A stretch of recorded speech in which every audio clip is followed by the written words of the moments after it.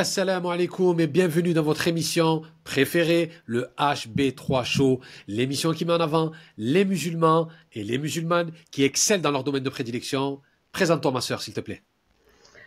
Assalamu alaikum wa rahmatullah. Très contente d'être là, en tout cas.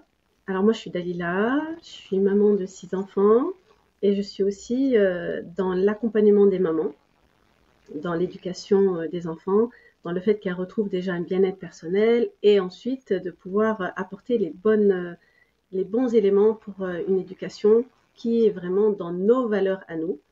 Ça, c'est ce que je fais maintenant. Avant, j'étais enseignante et puis j'ai fait aussi un cursus en sciences religieuses parce que pour moi, c'est nécessaire et fondamental. Et donc voilà. D'accord.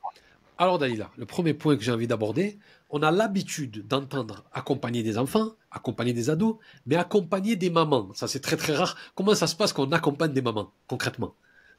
Mais comment ça se passe? C'est qu'il y a des mamans, elles sont dépassées. Elles ont une idée du rôle de maman qui est l'exemple de leur maman, de ce qu'elles ont vu autour d'elles, en pensant que bon, bah, c'est facile, et puis qu'elles pourront faire mieux et qu'elles pourront apporter à ces enfants parce qu'elles n'ont pas reçu elles-mêmes. Elles pensent vraiment qu'elles vont réussir dans ce domaine-là. Le problème, c'est qu'une fois qu'elles deviennent maman, elles se rendent compte du chantier qu'il faut vraiment construire et c'est vraiment très dur parce qu'elles n'ont pas les clés. Elles n'ont pas reçu, donc elles ne savent pas donner. Bon, pour la plupart, elles vont donner certaines choses, mais ça ne suffit pas pour que ça fasse un pack complet pour équilibrer justement cette éducation. Donc c'est pour ça que les mamans, elles se sentent dépassées. Pourquoi? Parce qu'il n'y a pas que le rôle de maman, il y a épouse, il y a femme, et si elle travaille, il y a aussi le travail. Donc comment est-ce qu'on va allier, trouver un équilibre dans tout ce chantier-là, si on n'a pas les clés, si on ne sait pas comment dire, creuser pour essayer de trouver des solutions. D'accord. Et vu que tu as accompagné pas mal de mamans, est-ce que c'est déjà arrivé que tu ressentes que après avoir creusé, c'est pas du tout le problème, c'est pas la maman, c'est le papa. Comment tu fais à ce moment-là? Ah, mais de toute façon, dans la plupart des cas, il y a le papa qui aide pas, qui n'est pas présent, parce que pour lui, c'est normal, il a grandi comme ça. Il a vu l'exemple de sa maman et de son papa, et que maman, ben, l'impliquait pas dans le fonctionnement de la maison, dans la responsabilité des tâches, ou dans la responsabilité tout court. Et puis, l'exemple qu'on voit de maman avec papa aussi, ça joue un rôle. Donc, ça ancre chez le garçon un exemple de papa. Et donc, D'accord. forcément, ben, il va reproduire. Il y en a qui vont pas reproduire, mais ils sont très peu. La majorité, ben, pour eux, c'est tu t'occupes des enfants, de la maison, et puis si tu travailles en plus, ben, c'est pas grave, hein, c'est un plus que tu travailles. Donc, il y a une charge mentale qui est beaucoup plus importante. Mais ça, encore, on peut réparer tout ça, mais il faut le faire dès le début. Dès le début du mariage, c'est vraiment de se mettre d'accord sur les choses que l'on veut et d'impliquer le papa. Si on n'implique pas et qu'on attend qu'on ait un enfant, deux enfants, trois enfants et qu'on dise oui, tu fais jamais rien, ben non, là c'est pas bon. Là c'est vraiment un grand tort. C'est dès le départ. Mais même pour le mariage, ils n'ont pas les clés. Donc si t'as pas les clés pour construire un mariage, on va dire, qui démarre bien, ben forcément quand tu deviens parent, c'est compliqué. D'accord. Donc là, on a parlé de maman et tu es allé un petit peu en avant en disant le mariage. Donc t'aides aussi à comprendre les clés du mariage? C'est essentiel. Tu vois, je dis tout le temps, quand on veut devenir médecin, on fait des études, on apprend à être médecin. Quand on veut être architecte, on apprend à être architecte. On ne va pas construire n'importe quoi si on connaît pas, on n'a pas les bases. Bien sûr. Quel que soit le domaine professionnel dans lequel on a envie de rentrer, on est obligé d'apprendre. Et pourquoi est-ce que le mariage qui engage deux personnes, deux vies pour une longue vie, qui va amener des enfants, qui engage la vie des gens, pourquoi est-ce que on n'est pas formé à ça? Parce que ça, normalement, c'est dans la famille qu'on apprend. C'est la mère qui apprend, c'est le père qui apprend, par l'exemplarité, ben, il y a énormément à apprendre au sein de la famille. Mais la famille ne fait pas ce travail. Donc, il faut apprendre à ces jeunes qui veulent se marier comment on se marie. C'est quoi le mariage? Parce que le mariage, c'est pas la cérémonie, c'est pas la fête, c'est pas le fait que je vais flamber 10, 15, 20 000 euros dans un mariage et une fois qu'on se retrouve à deux dans la réalité de la vie, ben on s'aperçoit qu'on a fait une erreur. Parce que là, moi, j'aime bien dormir le matin, lui, c'est un lève-tôt, et puis il va me dire, ouais, tu dors trop. Oui, mais c'est vrai qu'on n'a pas discuté de ça avant. Donc tu vois, avant le mariage, tout doit être discuté. Ouais, moi j'aime pas faire ci, moi j'aime pas faire ça. C'est-à-dire que les sœurs, le problème, c'est qu'elles veulent pas mettre en avant les choses qu'elles n'aiment pas. Donc après, ben, le garçon, le mari, il découvre tout ça. Et le garçon, c'est pareil, hein. Donc ils se montrent sous leur belle apparence. Des fois, ils rajoutent, mais en fin de compte, la réalité va vous rattraper. Faites ce que vous voulez, ça va vous rattraper. Même si vous faites semblant pendant des mois, ben, à un moment donné, la réalité, elle va être là. Exactement. Alors, on sait que le phénomène du divorce est maintenant exponentiel, il faut dire ce qui est dans notre communauté, et qu'il y a beaucoup de jeunes qui regardent le HB3 Show. Quels sont les trois plus gros conseils que tu donnerais avant de s'engager? Parce qu'il y a plein de jeunes qui veulent s'engager, il y en a qui hésitent. C'est quoi les trois plus gros conseils que tu donnerais à des jeunes qui voudraient se marier? Attention à qui vous choisissez. C'est ça la base du mariage. Si tu choisis mal ton épouse, si tu choisis l'épouse qui est que tu vois sur les réseaux sociaux, parce qu'on t'en met plein la vue, la super fille qui est super bien foutue, qui s'habille avec des trucs. Ah ouais, franchement, c'est ce qui attire. C'est-à-dire que ce qui va attirer un homme, c'est la fille qui vraiment être, voilà, qui aime bien se montrer, qui aime bien, qui a du toupet, qui. Mais la fille gentille qui craint Allah, celle-là, ben non, non, je la veux pas celle-là. Non, non, non, celle-là, je la veux pas. Donc ils vont se marier avec ce genre de fille et en fin de compte, ils vont se retrouver avec des problèmes par la suite. Parce que ben, va essayer de construire quelque chose. On ne construit pas quelque chose avec des gens comme ça. C'est vrai. On construit avec des personnes qui ont cette gentillesse, qui ont cette bienveillance, qui ont cette crainte d'Allah, qui essayent de cheminer vers Allah. Avec ça, on construit un foyer. Tu ne peux pas construire un foyer avec la mauvaise personne. Donc, les critères de choix, c'est déjà religieux. Le prophète Aïssatou Salam, il nous l'a dit. Ouais, Si tu bases ton choix sur la beauté, ben c'est foutu pour toi. Oui, bien sûr, il faut que la personne elle te plaise un minimum, évidemment. bien sûr. Mais il ne faut pas que les critères soient. Parce que maintenant, tu fais ce que tu veux. Hein. Il n'y a pas une fille qui n'est pas maquillée, transformée. Et, tu sais, le maquillage, mais et ça me choque tout le temps. Hein. Ouais. Elles arrivent à transformer leur visage à travers un maquillage. Subhanallah. C'est-à-dire qu'une fois qu'elles se démaquillent, c'est plus la même personne. Ouais, c'est vrai. Voilà. Donc voilà, la beauté, c'est, il faut qu'elle pèse un minimum, évidemment. Bien Après, sûr. il faut regarder les valeurs. Les valeurs, c'est important. Il ne faut pas oublier que c'est cette personne qui va préserver ton intimité, qui va préserver ton foyer, qui va éduquer tes enfants. Donc, Excuse-moi de te couper, parce que je vais perdre la citation. Est-ce que tu es d'accord avec la fameuse citation qui dit les filles tombent amoureuses de ce qu'elles entendent et les garçons de ce qu'ils voient? ah ben, les garçons sont visuels. Hein. Et les filles, c'est plutôt les paroles. Ben oui, les paroles, t'es belle, t'es magnifique, t'es. Voilà, ouais, C'est c'est ça. ça. Pourquoi les relations hors mariage, elles sont interdites? Parce que quand on reste dans une relation à parler avec un garçon, ben, la fille, elle a tendance à vite s'attacher. Donc lui, il va être super doux, gentil au départ, c'est normal, c'est les débuts, il faut bien séduire. Et donc oui, elle va s'accrocher à lui. Et après, quand il va être désagréable et vraiment euh, il va pas être vraiment gentil avec elle, elle va quand même accepter, elle va dire non, c'est parce qu'il est pas de bonne humeur, c'est parce que, elle va lui trouver des excuses. Quand il va aller crescendo dans, on va dire, dans un comportement qui est malsain, elle va encore lui trouver des excuses. Pourquoi? Parce qu'elle s'est attachée au début. Et le garçon, il va prendre la gentillesse de la fille comme un levier pour pouvoir encore plus lui marcher dessus. Ah oui, tout à fait. Ouais. Mais c'est ça. Ben oui, souvent. Mais voilà. Et si elle se fait avoir, ben, c'est parce qu'à la base n'a pas été construite. Et on revient toujours à la même chose, l'éducation. L'éducation. Voilà. C'est important. Si la base n'est pas construite, ben, c'est mort. Quoi.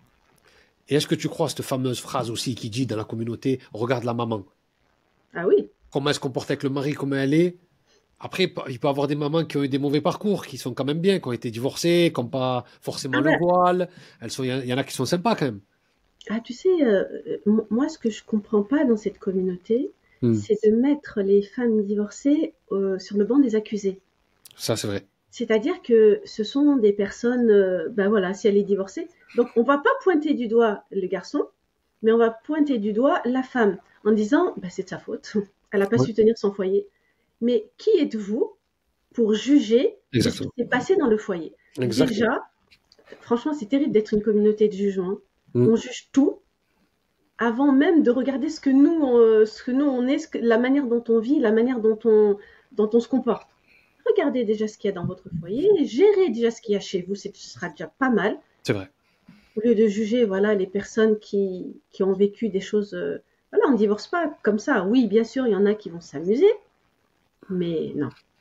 Ouais, il y a souvent ces préjugés-là. Si par exemple, moi, je vais demander la main à une fille, alors sa mère, elle est divorcée, elle a même divorcé, je crois, 2 fois, nana, ouh, attaque, catastrophe, n'y va pas. Alors que non, peut-être que la fille, elle est bien, peut-être que la fille, elle se comporte bien, c'est une fille exemplaire, ça veut rien dire. Ouais, ça veut rien dire du tout. Après, tu sais, il y a des mamans qui sont dures, qui sont terribles, qui sont Hmm. toxiques, qui Ouais, sont mauvaises, c'est vrai. mais leur fille, Même ça veut rien dire. Ouais, ah non, ouais c'est vrai, c'est vrai, c'est vrai, c'est ça, exactement. c'est vraiment la personne. C'est sûr que tu vas récupérer une personne qui est, on va dire, qui est cassée, qui est brisée, parce que quand on a ce genre de profil en tant que mère, ben, elle t'a pas construit correctement, donc elle t'a bien écrasée, elle t'a bien détruite, mais ça veut dire que la plupart des femmes dans la communauté, quand elles se marient, elles ont déjà beaucoup, beaucoup de cassures. Donc les hommes, quand ils prennent ce genre de personnes, ben, il y a du travail à réparer. C'est normal. Et D'accord, ça, faut en être conscient. On est des personnes abîmées. Et ces personnes abîmées, on doit les réparer. c'est Que vrai. ce soit du côté femme que du côté homme. D'accord.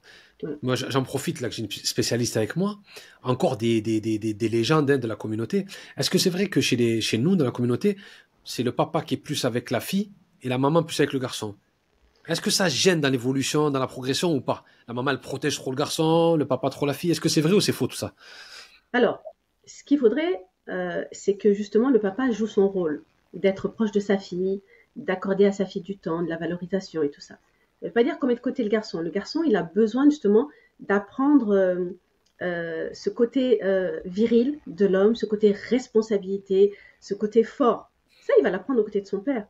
Il n'y a pas chacun, il prend un garçon, l'autre, il va prendre la fille. Non, ça n'a Ouais, rien à ouais. voir. Voilà, ça n'a rien à voir. Donc, je me rappelle d'un papa qui m'avait envoyé un message suite à, tu sais, à la vidéo qui a fait le tour du monde sur l'amour qu'un père doit donner à sa fille. Eh bien, il y a un papa, et ça m'a bouleversée. Un papa, il a dit, j'ai une fille, et j'étais très proche de ma fille. Et ma femme a commencé à être jalouse de ma relation avec ma fille. Et ça causait énormément de problèmes, et j'ai arrêté. Waouh. Eh oui, eh oui. Et c'est une vérité, et ça existe. Purée. C'est terrible, hein? Quand je te dis qu'on est tous abîmés, on est tous abîmés. C'est vrai. Voilà. Tous à un degré différent. Ah oui, On a en ce. fonction de chacun de son vécu. Je veux rebondir sur la fameuse vidéo. Comment tu as vécu cette viralité-là par rapport à la vidéo? Parce que c'est une Alors, viralité incroyable. Combien de vues elle a fait? elle a fait des millions et des millions et des millions dans Waouh. tout, dans pas mal de pays dans le monde. Ouais, ouais, Ça a été même sous-titré, j'ai vu, ouais. dans d'autres langues. Ouais. Est-ce que quand tu l'as, excuse-moi, parce que moi, en tant que créateur de contenu, quand tu l'as posté, tu savais qu'elle allait être virale ou pas? Pas du tout. C'est pas moi c'est Darifton, hein. Ah, c'est Darifton, c'est C'est vrai, ouais. Darifton qui a choisi ce passage. Waouh. Et vous en avez parlé? Pas du tout. Comment il a C'est fait lui. pour attraper ce moment? Ben, lui, c'est un professionnel. Donc, Ah, il est fort. il sait vraiment à quel moment c'est quelque chose d'important à dire et à exprimer. Et comme j'ai exprimé un vécu, une vérité, une réalité, quelque chose qui vraiment, ben, ça se voit dans la vidéo, c'est vraiment quelque chose qui me touche. Ben, c'est pour ça aussi. Subhanallah. Et c'est pour ça aussi. Je vais en profiter pour, c'est la moitié de l'émission, pour parler du sponsor. Le sponsor, c'est Touba Clothing, la marque de la communauté. savez qu'elle m'est chère cette marque Touba Clothing. Touba Clothing, c'est une marque qui respecte la Sunna. Et à chaque fois, on me dit, Atek, comment cette marque, elle respecte la Sunna? Selon 3 points. Premier point, il n'y a pas d'enfants qui travaillent pour fabriquer ce vêtement. Donc, on ne culpabilise pas. Deuxièmement, l'industrie qui gaspille le plus d'eau, c'est l'industrie du textile. Eux, ils travaillent avec une usine qui en gaspille le moins possible. Et troisièmement, vous recevez votre vêtement avec un colis, une trousse, avec une fermeture éclair. Donc, on peut la réutiliser. On ne pollue pas. Donc, la marque, c'est Touba Clothing. Je vais vous mettre le code promo, c'est HB3 Show. Vous avez moins 15% sur tous les articles de Touba Clothing, Inch'Allah. Alors, ma sœur, je pose la question que j'ai l'habitude de poser. Si tu étais un animal, tu serais quel animal? Je sais pas. Jamais C'est un chat. un chat. Souvent, on m'a dit. Mais les musulmans, ils ont un problème avec les félins. Lion, tigre, chat, on me répond. C'est souvent ce qu'on me répond. Souvent, souvent. Et si tu étais une saison, tu serais quelle saison? Le printemps, j'aime bien. T'aimes bien le printemps. Pas trop chaud. Voilà. C'est sympa le printemps. Oui. Et si tu étais une sourate du Coran, tu serais quelle sourate? Ah, sourate du Coran, ouais. Tu serais quelle sourate qui te représenterait vraiment? Sourate Maryam. Sourate Maryam. Mm. Mashallah. Pourquoi Sourate Maryam? J'aime bien son parcours, j'aime bien la manière dont elle a vécu justement sa grossesse, tout son cheminement jusqu'à l'accouchement, toute cette vraiment cette certitude qu'elle avait en Allah subhanahu wa ta'ala, et vraiment c'est une sourate qui est magnifique. C'est vrai. En plus, avec les rimes, hein, et tout le long. Ouais. C'est vrai qu'elle est, mashallah, elle est incroyable. Alors,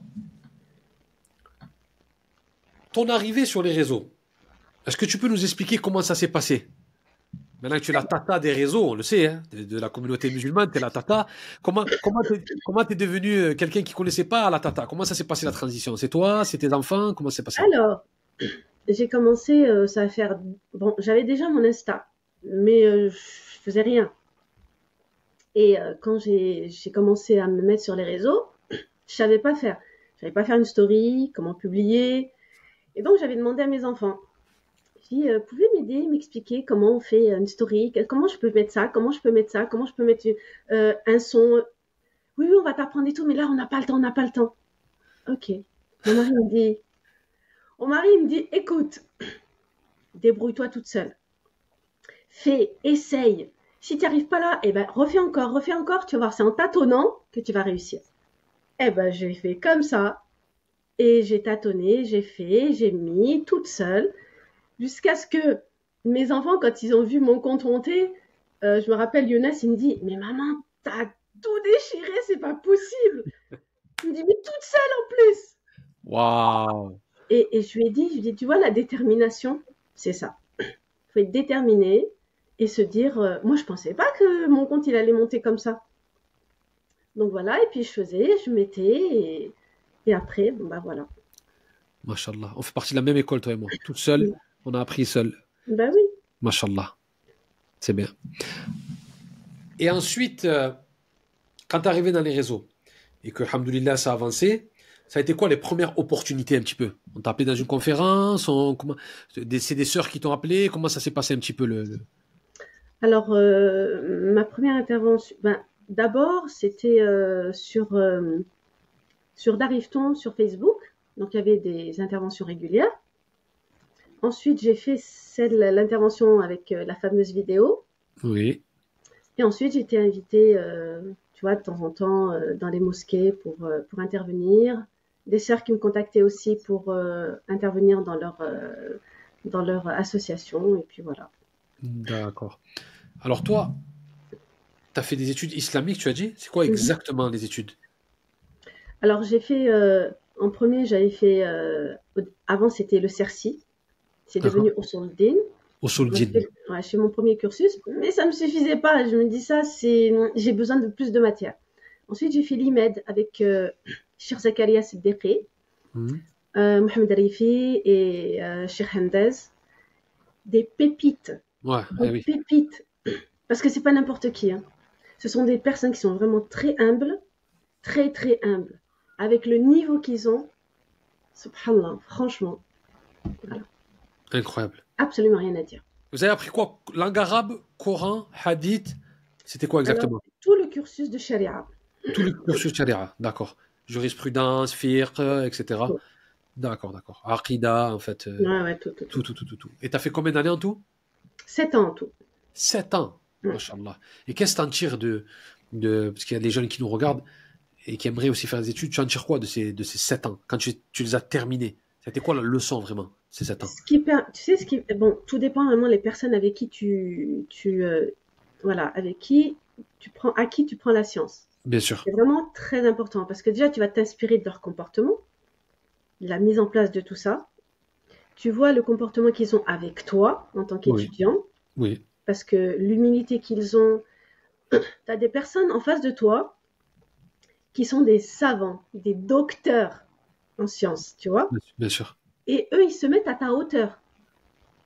Pour t'enseigner, Donc bien là, sûr. voilà, ils se mettent à ta hauteur et jamais, au grand jamais, je n'ai ressenti aucune gêne avec eux. Machallah. Donc vraiment, c'est vraiment des personnes très bien. Ce qui fait que toi, quand tu ingurgites cette science-là, eh bien, tu t'aperçois que t'es rien. T'es tout petit, petit, petit. Il n'y a pas d'arrogance à avoir parce que plus tu apprends, moins tu vois, t'as cet esprit de dire moi je sais. Non, plus tu apprends, moins tu sais. Moi, tu sais, oui, oui. Voilà. Et Ah, c'est ça que j'ai appris. Et puis, tu as vu, moi, mon parcours, c'est quand j'ai commencé dans la Dawa, c'était en 90. Donc, ça fait longtemps. Il n'y avait pas des instituts, il n'y avait pas des. Donc, j'ai appris dans le tas avec des personnes, justement, de sciences, tu sais, dans les petites halaqat. Et c'est là que j'avais tout appris. J'ai tout appris avec eux. Donc, tout ce qui est côté spirituel. Donc, c'est ça qui me permet jusqu'à aujourd'hui de rester accroché à la corde d'Allah, quoi bien sûr, qu'il arrive. bien Et sûr, ceux qui oublient ce côté spirituel, à un moment donné, ben, ils vont lâcher. bien sûr. Donc c'est pour ça que c'est vraiment très important. Machallah. Alors souvent, je te pose cette question, justement, vu que tu as explosé dans les réseaux. Est-ce que tu as été confronté à ce qu'on appelle la mise en garde ou pas du tout? Alors, confronté à la mise en garde, non, mais j'ai reçu quelques messages qui disent oui, tu t'exposes devant les réseaux. Non, je m'expose pas. Je suis en train de transmettre un message. Je suis C'est pas pas pareil. nulle, je suis pas dévoilée, je suis voilà, et je parle correctement. Je n'utilise pas une voix mielleuse qui va. Non, non. Une fois, j'avais fait un live avec un frère qui lutte contre la pédocriminalité. Et on m'a envoyé un message, on me disait, oui, mais tu te rends compte, tu fais un live avec un homme devant tout le monde. Ben justement, je suis pas avec lui à côté de lui. Il est chez lui, je suis chez moi. On est en train de parler d'un sujet sérieux. Et je suis, voilà, on se respecte et tout le monde est en train de regarder, justement. Donc on n'est pas isolé. À un moment donné, c'est ça que je me dis. Hein. Je me dis, Wallah, il les gens, les gens de la communauté s'arrêtent à des détails, se fatiguent dans des détails au lieu de s'occuper eux-mêmes de leurs propres conditions spirituelles. Mais ils savent pas que Aïcha, radiallahu anha, vu qu'elle a vécu avec le prophète, sa femme du prophète, elle a transmis des hadiths à des hommes, à des assemblées d'hommes. Elle était debout, elle leur disait les hadiths et eux ils notaient. Hmm. Eh ben, ça existe depuis le début de l'islam, qu'une femme, elle interagit avec un homme, c'est déjà arrivé. On le voit dans les livres d'histoire. Oui, mais ces personnes-là, elles ont pris la science où? C'est ça? Ouais, voilà, ouais. Et est-ce que Qui toi, vous tu l'a réponds vraiment aux messages ou tu réponds pas? Ah non, moi quand ça m'exaspère, j'en reçois pas beaucoup des comme ça. Mais à chaque fois j'en reçois, j'affiche, sans le nom, hein. J'affiche et je commente. Ah oui, En fait, toi, tu prends ça comme un levier pour créer du bah contenu. oui, ouais, j'affiche et je commente. Jamais pensé. À un moment donné, il faut arrêter, quoi. Ouais, c'est bien. En fait, tu fais part à ta communauté de ce qui se passe un petit peu dans les Évidemment, coulisses. Dans les coulisses. évidemment, oui, oui. Ah, Et je suis pas la seule à recevoir ça, hein. ouais, très, très bonne technique. Très, très, très bonne technique. Je pense que tu as entièrement raison. En tout cas, qu'est-ce qu'il faut attendre de la part de Daïla dans les projets? On a parlé de mariage, d'accompagnement, etc. Mais qu'est-ce qu'on peut attendre de ta part? Alors, qu'est-ce qu'on peut attendre de ma part? Dans ce que je fais actuellement? Est-ce qu'il y a des nouveaux projets pour 2024? Oui, il y a des nouveaux projets qui On ne peut pas en sont. parler. Ah non, on peut pas en parler. C'est secret. Ah, c'est secret. En tout cas, tu nous prépares des choses pour 2024. Ouais, je prépare des choses magnifiques. C'est vrai? Que pour les femmes ou pour les hommes? Oh, bah, si les hommes veulent participer, c'est pas un problème. Parce que c'est vraiment un sujet très sérieux. D'accord. C'est lié au din, j'imagine. Ah, évidemment, toujours. Parce D'accord. qu'on ne peut pas détacher le dîn de notre vie, de notre quotidien. C'est impossible. C'est vrai. Ouais, C'est vrai, c'est vrai. Donc, c'est pour 2024. Inch'Allah. Inch'Allah. Barakallahu fik, ma sœur. Je t'en prie. Merci énormément. Ce fut vraiment un plaisir pour moi de te recevoir. J'aurais aimé te Barakallahu pour recevoir ton plus. invitation. Barakallahu fik. J'aurais aimé te recevoir plus longtemps. Mais Inch'Allah, quand le HB3 Show passera en studio avec les caméras, etc., Inch'Allah. là, on pourra Inch'Allah. amener le béret d'étail, on pourra parler longtemps de l'Algérie, de l'histoire de l'islam, on pourra naviguer dans plein de sphères, Inch'Allah. Inch'Allah. En tout cas, merci énormément et je vais te Avec laisser le mot de la plaisir. fin. Merci énormément pour ce que tu es, pour ce que tu représentes, pour la communauté. Barakallahu fik, en tout cas, de tout donner, de rien lâcher, de représenter la femme musulmane avec excellence. Et je te laisse le mot de la fin. Bah, barakallahu fik pour m'avoir invité. C'est important de pouvoir dire les choses. C'est important de pouvoir transmettre. C'est important de pouvoir transmettre, même si ce qu'on dit, c'est pas quelque chose qui est répandu, justement. Et c'est important de dire la vérité. C'est important de dire les choses justes, même si c'est pas la majorité, même si on est attaqué. Parce que le haqq, c'est le haqq, et c'est Allah subhanahu wa ta'ala. Et ça, c'est vraiment important. Donc, moi, je continuerai à dire les choses que les gens pensent tout bas et qui n'osent pas dire, et je continuerai jusqu'à la fin. On ne peut pas mieux terminer. Barakallahu fik. C'est la fin du HB3 Show et je vous dis salam alaikum. Salam alaikum.